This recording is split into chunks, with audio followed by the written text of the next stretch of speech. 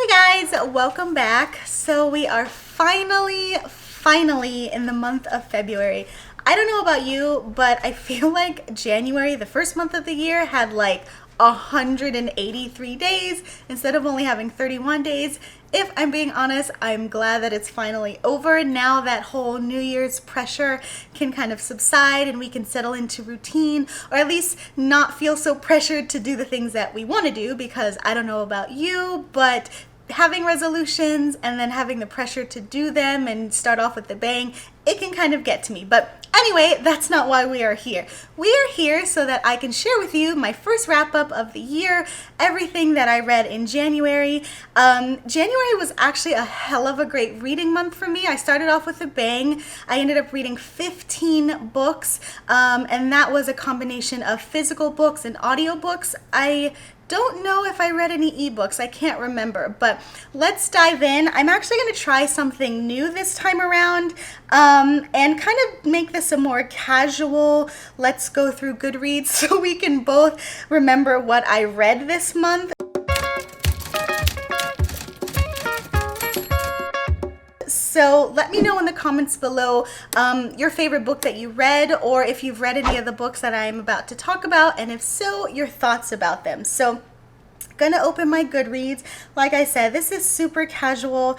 As much as I like filming these wrap-ups, I will admit sometimes watching other people's can make me a little bit overwhelmed, just because of the sheer number of books that they review. So I figured we can try something different together. So fingers crossed it works out. If not, I will go back to the traditional way next month. So, all right, first book that I read this month is called Puck Me Secretly.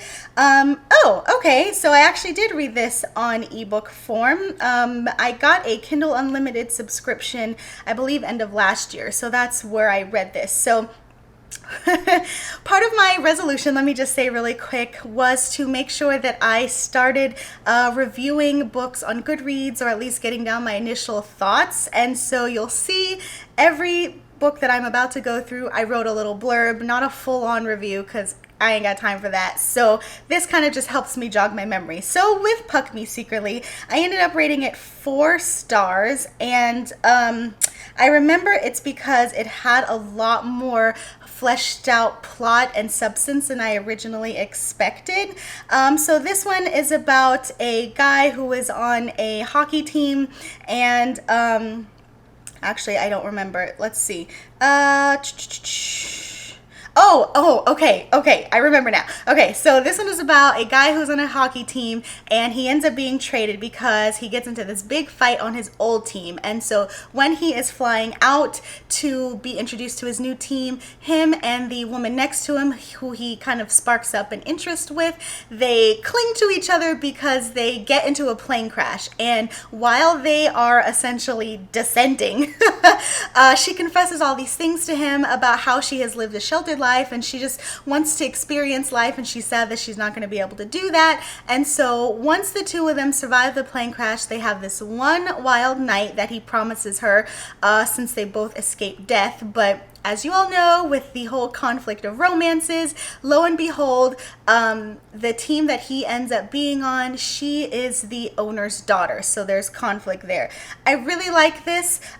We did have the typical dark brooding hero, but it was played really well, and I like that our girl, even though she was freaking out and lived a sheltered life, she came out of her shell, and she ended up stepping into this role as the owner's assistant. I forget which role she ends up taking on, but she does end up working and being part of the hockey team. All right, so the next book that I read was The 5-Second Rule. I think I listened to this on audiobook, and I ended up rating it 5 stars. You guys have probably heard me talk about this book before, but essentially what it is about is the scientific study behind how you can use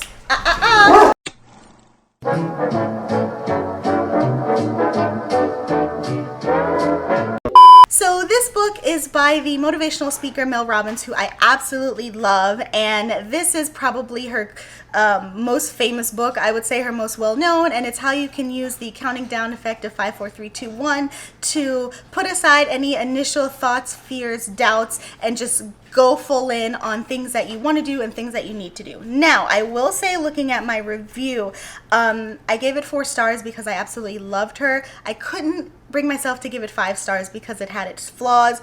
If this was probably written by somebody who I didn't adore and wasn't already well known, I probably would have given this book a 3 if I'm being honest. But the reason that I kind of lost some points is because she didn't necessarily explain what kind of thoughts you should go with and use the rule to count against. So for example, she says that your initial thoughts are the ones that you always want to do, and you need to count down from 5 to 1 to basically avoid any excuses so that you can go with your initial thoughts. But my whole thing is, well, what if your initial thoughts aren't very conducive to a healthy mindset or overall well-being? I mean, you know, suicidal thoughts are something that come to mind. Obviously, you're not going to do the 5, 4, 3, 2, 1 rule for that. That would just be terrible. So that's my critique on that. So the next book that I read, oh man, this was when I discovered my girl Whitney G.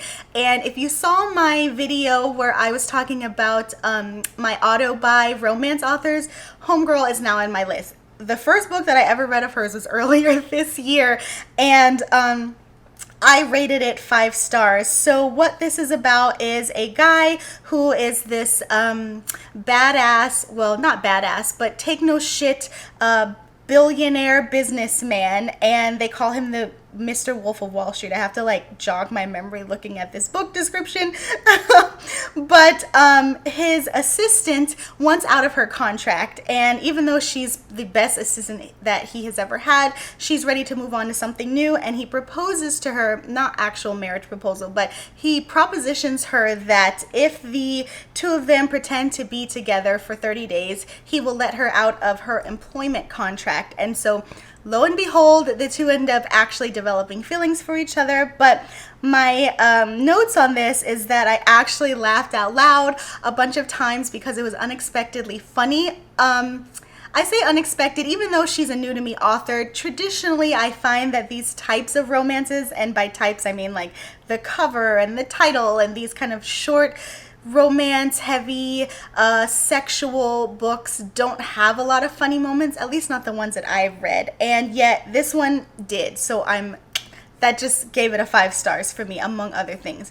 Okay, so moving on to my next book, I read The Penguin Who Knew Too Much, which was part of the Meg Langslow Cozy Mystery. It's number 8 in the series. You can see that my little blurb here was not much. I rated it 3 stars, but when it comes to this series, it's a lot like my Linus blanket, basically meaning that it's a comfort read for me. So I'm pretty sure I listened to this on audiobook simply because I love the author Bernadette Dunn. I'm not going to get too much into the details about what this book is about, but I will say if you like cozy mysteries that are centered around families, because Meg has a very eccentric family, then check this one out because it doesn't disappoint. Again, 3 stars, and this one is not bad for me, believe me. So I had another Whitney G. I told you guys I'm just going through her entire backlist like whoa. So this one is called Cocky Client, and I ended up rating this one 4 stars. It is steamy and satisfying. Oops, like I said, that's my reminder to post on Bookstagram. The reason that I was so impressed with this one is because it was a short story, and I listened to it on audio, and I ended up caring about the characters in such a short amount of time, which is really impressive because a lot of the time when you get a story that is like less than 2-3 hours on audio, you're not left with a lot of time for character development, but in this case that was not it. And so let's see, I'm trying to remember. Okay, so this one is about a woman who has a PR firm, and so she ends up having a one-night stand with a guy who turns out to be her client, and he is like this arrogant playboy who has a horrible reputation, and so it's up to her to clean up his reputation so that he can take his company public. Naturally, the two of them end up hooking up, and they have a happily ever after, or at least a happy for now, which that's really all that you can expect in such a short amount of time. All right, moving on to my next read. Okay, so this was my first foray into the J.D. Robb In-Depth series. I'm actually I'm actually participating in the In-Depth Readathon hosted by the Under the Covers vlog. I will link them in the description below if you want to check it out. But essentially, it's read all of the, well, not all of the, but read at least one J.D. Robb In-Depth book a month. And so because I am completely new to the series, I started off with number 1 and I loved it. I gave it 4 stars, but I will say, I did not know going into this that it was written for the future, and so that was such a surprise for me. I feel like it read a little like, to me it reminded me a little bit of Blade Runner, but of course we have a female protagonist. Her name is Eve. She is a no-nonsense cop who is trying to figure out who is killing prostitutes in the city, and so one of her suspects ends up being this bazillionaire named Rourke, and the relationship between the two of them. I realize that as the series goes on, he is a main character kind of floating throughout, and I just adore him so much. The writing is very well done. It's very descriptive. I really like the world that she has built because it is in the future, but it's not something that is totally hard to imagine, and she adds just enough of groundedness about things that we're used to in this decade that it doesn't seem too far-fetched, which I really appreciate. So next up we have Up Soot by Vi Keelan and Penelope Ward. I gave this one 4 stars. To be honest, Vi Keelan's book, she is another auto-buy author for me, so it's hard to go wrong. This one, oh gosh. Okay, so this one is about a woman whose name, let's see, I don't remember her name. She has a really interesting name too, and that plays a part in the story. But anyway, so this woman is like the complete opposite of this stuck-up suit guy who, I mean, it goes without saying, he is a guy who's a businessman, wears a suit, whatever. So anyway, they're sitting on a train across from each other. He ends up dropping his phone, and she picks it up, and she plans on returning it to him.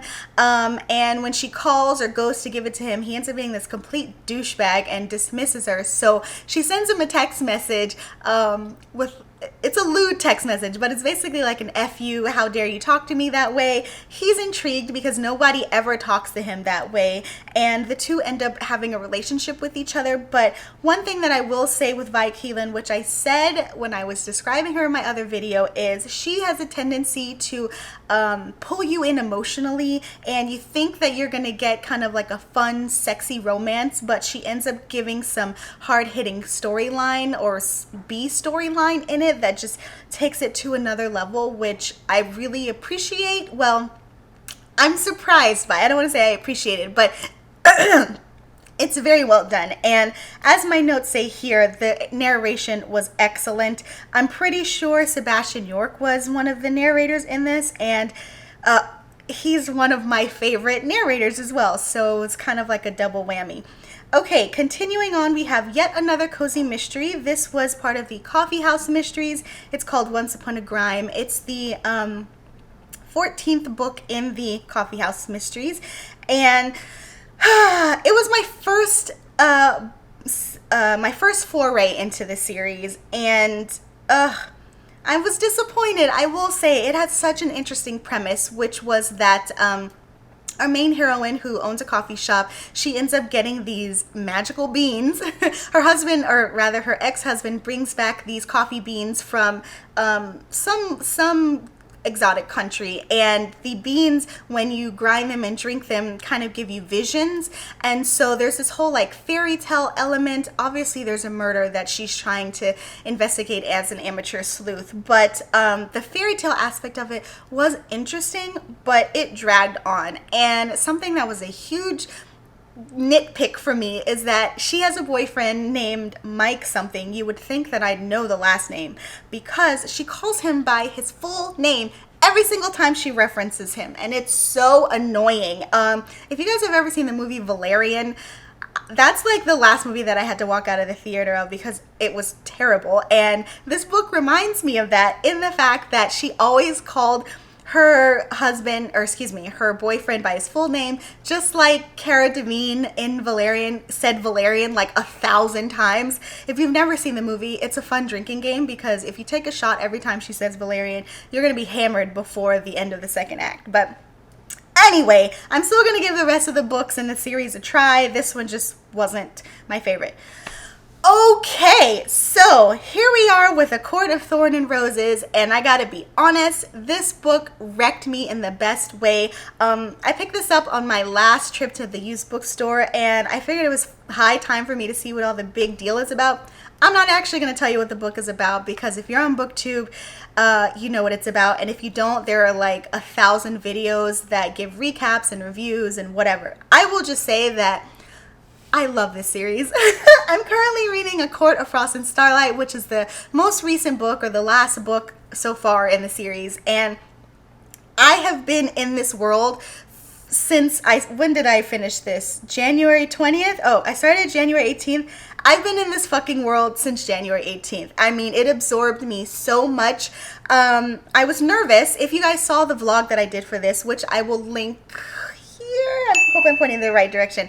I was nervous, and I said in my vlog that I haven't read fantasy since Harry Potter, so I was nervous that I wasn't going to be able to imagine the world, and I was going to get caught up struggling with the fantastical details since it deals with fae and fairies and all kinds of fantastical elements. But Sarah J. Maas did an excellent job painting a picture for me, and I flew through this book. I didn't listen to it on audio. I actually read the physical copy, and it's so good.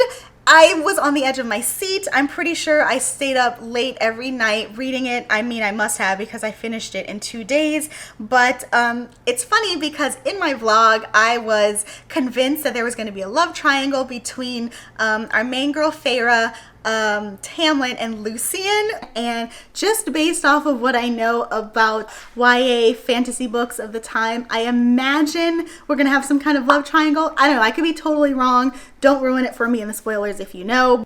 I was wrong. I'll just keep it at that in case you haven't read the book, but I was totally wrong in the best kind of way. But I gave this one 4 stars, and somebody on my Bookstagram commented that the second book was better, and because I was reading the first book when I read that comment, it was hard for me to believe, and homegirl was right. Okay, let's move on to the next book that I read. I actually listened to it. It was The Mysterious Affair at Styles, which was the first Hercule Poirot book.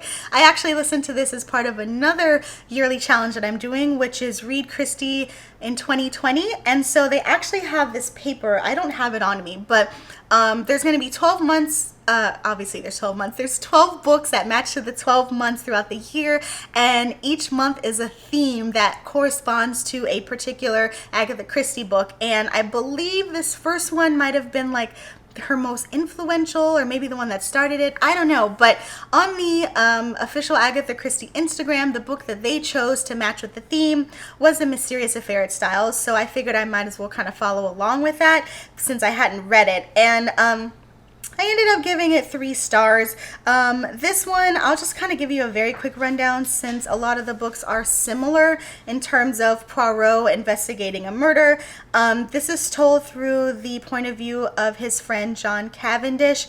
And so, actually, no, sorry, it's told through his friend Arthur Hastings, who's narrating it. But their friend, John Cavendish,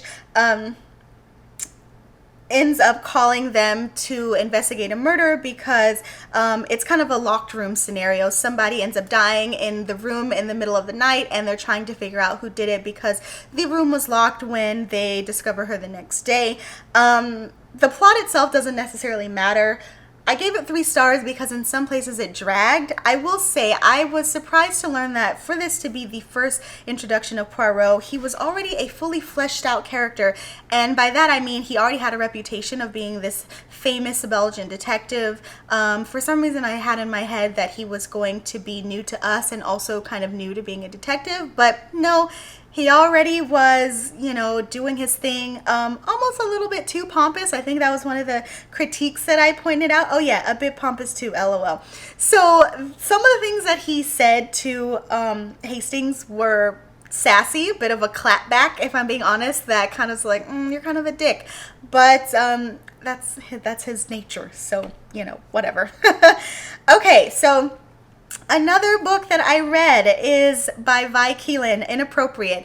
I had this called out in my most anticipated reads. I had this called out in my auto buy authors. I had this called out in my favorite romance narrators. I've talked about this book quite a lot, so I won't necessarily give you the full rundown of the plot, but as much as I wanted to love it, and don't get me wrong, love the narration, I ended up giving it technically 3.5 stars, but on Goodreads, you can only give it whole, so I bumped it down to 3 stars because, again, with the heavier subplot, sometimes I'm in the mood for it and sometimes I'm not. And I feel like when I read this, I wasn't. I wanted a sexy, no frills romance. But this one ended up having a heavier subplot that I wasn't expecting, and it threw me off because the book started off with a bang, and I just that heavier subplot just it kind of weighed me down emotionally, and I just like, I didn't really expect this. What are we doing here? I won't tell you guys what it is because in the description of the book, they don't mention it at all. So I don't think it would be spoilers for me to tell you, but at the same time, I don't want to risk it. So anyway, so Andy Arndt and Sebastian York were the narrators in this, and if you're interested in the book, if you love her work, if you like your romance sexy with some substance, I would definitely check it out. And if you do, I would highly recommend listening to the audiobook because those two are one of my 2 favorite romance authors, and they are an excellent duo. So, okay, we're almost done, guys, I promise. So going to another Whitney G. I read The Naughty Boss, which is another short, it's actually, Steamy Coffee Collection #1. It's another short story of hers, and I listened to it on Audible Escape, actually. I'm trying to really take advantage since I got this subscription deal, so definitely getting my money's worth. So this one I gave 4 stars. It was steamy. She writes asshole business suit men characters, alpha men, very well. Now, if that's your thing, like it's my thing, which I just realized it's my thing, then go all in on this. But if you find that it is a bit of a trope, that you're wanting to see something else, honestly, stay away from this because it is what it is. But she writes them so well, and I just love them. She does what I like about her stories also is that we're also given the point of view from the male, which I feel is crucial, especially if you do kind of have that asshole hero, because if he is a dick to our main female protagonist, we want to get inside of his head and understand why. Otherwise, we're just seeing from her point of view that he's being a jerk, and that's not sexy to me. I need our guy to have his save a cat moment. I need him to have some internal anguish so that we're understanding why he is the way he is, and she delivers that, which is one of the reasons why I love her stories so much. Okay, all right, here we go. The book 2 in the Court of Thorn and Roses series, I read A Court of Mist and Fury. I gave it 5 stars. You can like pause on this recap that I did about it, but Reese, oh God, I love him so much. Again, I'm not going to talk about what the book is about because you can find that somewhere else, but my feelings about this, I've been debating whether or not I want to do a video just so that I can get it out of my system. But if I'm being honest, I probably wouldn't be able to articulate it well enough because it would be like this first word here, oh my God, it would just be that the whole time. But whoever commented on my Bookstagram post saying that book 2 was the best, yes, girl, yes, you are totally right. Being able to have more time with Reese, which I kind of suspected toward the end of the first book, just the way that he treated her. But the fact that we get so much more of him in the second book and his character is revealed so much more, oh my God, I just love him so much. Also, what I really love is seeing the other courts, because as you know, in the first book, we only saw the one court and then the Under the Mountain scene. But Here we're seeing the Night Court, which I will be honest, in terms of like the courts, when I was looking at the map, I'm like, oh yeah, spring and autumn would probably be my places. Who gives a shit about the Night Court? But it's described so lovely, and all of the like fairy lights and whimsical twinkling, it does sound magical, which again, Sarah J. Maas did an excellent job helping me imagine all of these things. So the characters that she introduced here really stole a piece of my heart, which it's been a long time since I felt that way about a book, even the recent 5-star reads that I've had, and I'm just so glad that I finally started reading this series because, oh, so good. Okay. Next up, we've got the second book in the In-Depth series. I listened to it on audio, which I'm really glad that I started doing that because the narration is excellent. They've got a whole production. So for example, if there's like an android talking, you get kind of like that robotic computerized voice, which definitely lends itself to the story. I ended up rating this one 4 stars as well. This one for me was mostly because of the characters. So we see a lot more Rourke. We see a lot of her best friend Mavis, which again, the production of it with audio, Mavis kind of has this like 80s Valley Girl voice, which completely suits her character, which I absolutely adore. So quick rundown about what it's about. Oh, it doesn't even really say what it's about. I remember. Sorry. So really it's about these 2 or 3 women who end up being murdered, and Eve is trying to figure out the similarities between them. Obviously, I'm not really going to say more than that because a lot of it I would feel is this is almost like a character-driven story. That's what I'm trying to say. It's a character-driven story, but still very interesting in its actions. But Eve definitely has some issues, but I say that in the best kind of way because she's extremely flawed, so much so to where I'm frustrated with her at some points, and Rourke is definitely frustrated with her, but she definitely has her own save the cat moments, and she becomes self-aware, which I appreciate because it would be obnoxious if she kept being stubborn and pig-headed and didn't recognize any of those, and yet we're supposed to be along for the ride with her, but she does, and you know, she works it out. She's a work in progress, so I get it, girl. Okay, last book that I read for the month is A Court of Wings and Ruin, aka the 3rd book in the Court of Thorn and Roses series, and I too gave this book 5 stars. I cried. Okay, guys, I cried. It has been, I don't even remember how long since I've cried over a book. And that's not to say that I don't, because I can be a baby with certain scenes. And this book made me cry. It made me tear up more than once. It just, even thinking about it now, I'm like clutching my pearls because, oh God. Still love Reese, obviously, like #1 book boyfriend for life for right now.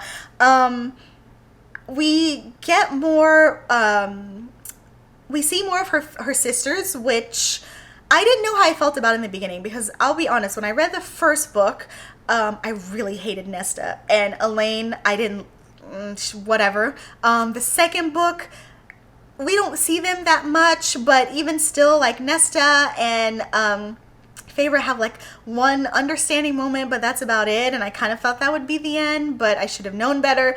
The 3rd book, we see a lot more of them, and I came to respect Nesta. I'm very interested to see if she if her character develops more in A Court of Frost and Starlight, and seeing how I feel about her then. But in this 3rd book, we definitely see all of the courts, and again, Sarah J. Maas does an excellent job describing them so that I am able to envision the different seasonal courts, as well as the, what do they call them, lunar courts? I don't know, day, night, whatever.